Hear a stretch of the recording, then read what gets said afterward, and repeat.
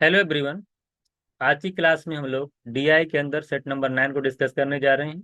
अभी तक हम लोगों ने टोटल जो है डीआई में 8 से डिस्कस कर चुके हैं। तो चलिए देखते हैं। तो देखिए क्वेश्चन में क्या कह रहा है आपसे। कह रहा है कि एक पाई चार्ट दे रखा है। पाई चार्ट के बारे में थोड़ा सा मैं आपको इन्फॉर्मेशन दे दूं। पाई चार्ट में आप जानते हैं कि ये इस तरह से वैल्यू होती है। आपका एक सर्कल बना होता है। सर्कल के अंदर मैंने बताया जो पूरा जो एंगल बनता है वो 360 डिग्री का एंगल बनता है। कितने का बनता है? 360 डिग्री का एंगल बनता है। और ये 360 डिग्री अगर परसेंटेज में डेटा दे रखा तो वो 100% के बराबर होगा। यही 360 डिग्री अगर आपका डाटा टाइम की बात करेगा, ये 360 जो होता है 24 घंटे के बराबर होता है। तो जो जैसा दिया रहता है उसी हिसाब से 360 को हम एज्यूम कर लेते हैं। तो पहला क्वेश्चन आपसे दे रखा है कि स्कूल में वो कितना टाइम, कितना परसेंट टाइम स्पेंड कर रहा है। आप जानते हैं पूरा जो एंगल बनता है 360 डिग्री, वो 360 डिग्री अगर बात करेंगे तो 100% टाइम में आएगा। टाइम मतलब 100%। परसेंट मतलब 100%। तो 360 डिग्री जो 100% के बराबर है, जरा बताइए कि 105 डिग्री कितने परसेंट के बराबर होगा, ये आपको निकालना है। निकल जाएगा। आप क्या करते हैं, 360 का 100 के बराबर आप कहते हैं 100 × 360 और पॉन 105 कर देंगे। सही है ना? सॉरी, 100/360 डिग्री होगा, ये ऊपर जाएगा।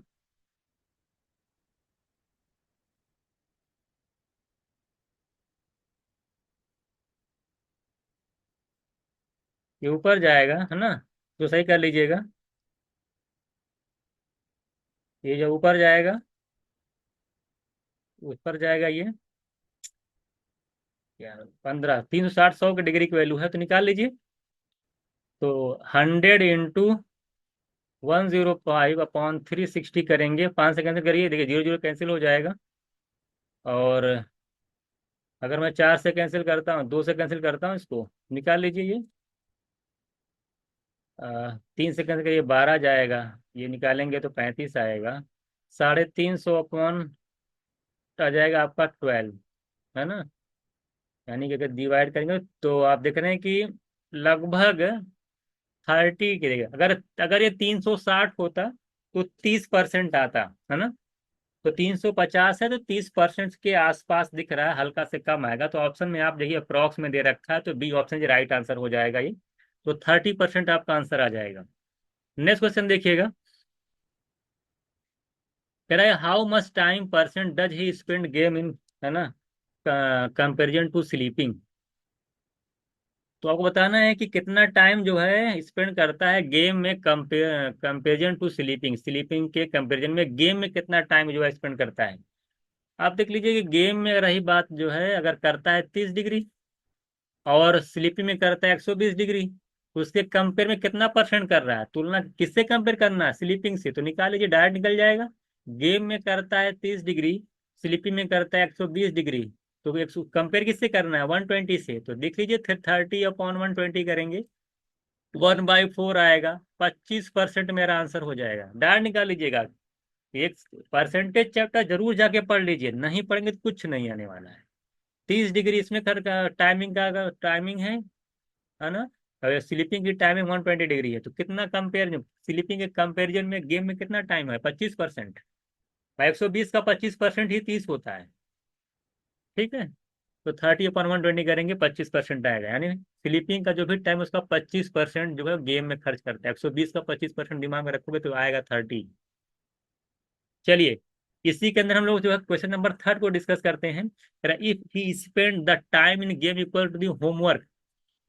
अगर कह रहा है कि गेम में जो टाइम है वो होमवर्क के इक्वल है, और फिर कह रहा है कि एंड रिमेन कांस्टेंट, अदर को कह रहा है कांस्टेंट कर दिया जाए, अदर को कुछ घटाना बढ़ाना नहीं है।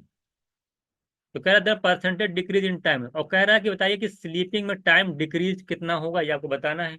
दो चीजें आपसे कह रहा है, गेम में और होमवर्क का टाइम बराबर है।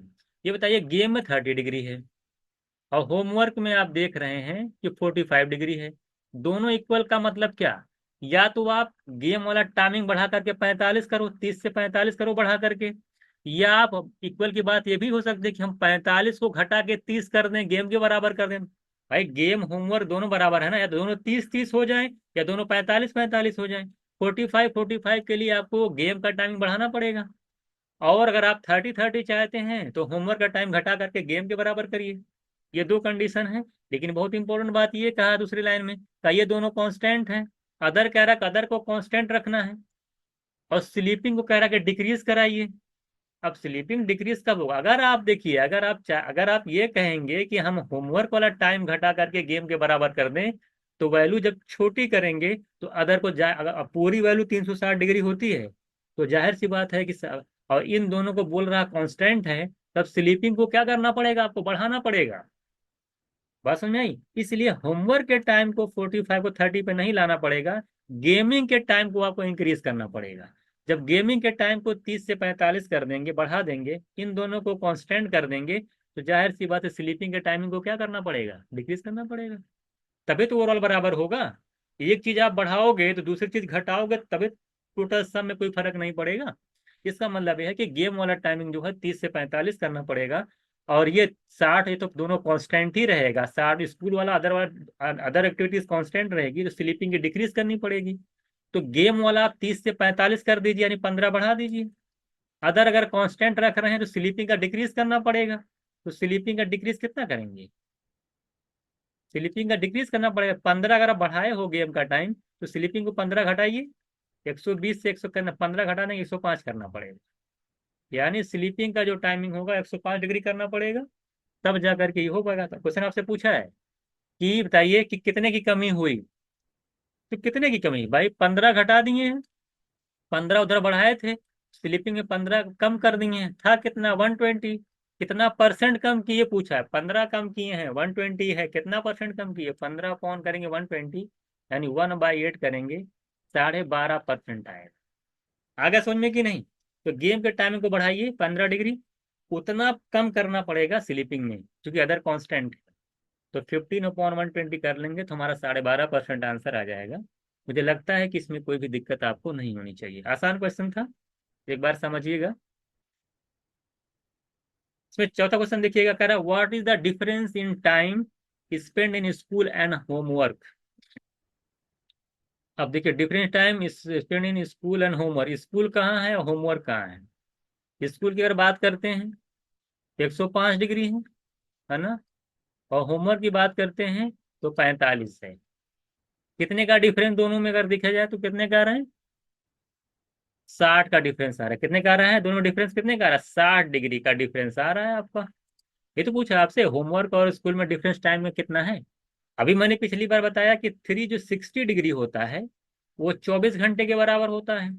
डिफरेंस आपका होमवर्क और स्कूल वाले में आ रहा है 60 डिग्री का।